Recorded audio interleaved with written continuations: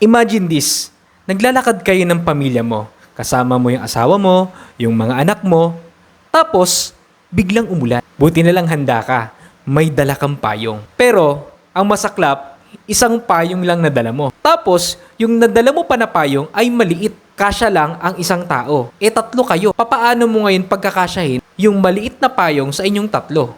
Umulan na nga ng malakas. Napilitan kang ibukas ang iyong payong kahit na maliit iyon. At pagpilitan na magkasya kayong tatlo.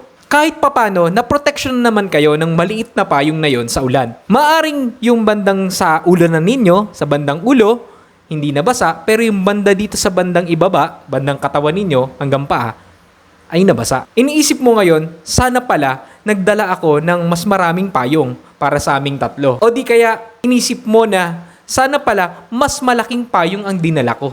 Gaya ng payong, ganun din ang life insurance. Maaring mayroon kang life insurance coverage ngayon. Pero sigurado ka bang sapat iyon para maprotektahan ang pamilya mo? Sigurado ka bang yung life insurance benefits mo ay kayang protektahan ang lifestyle mo?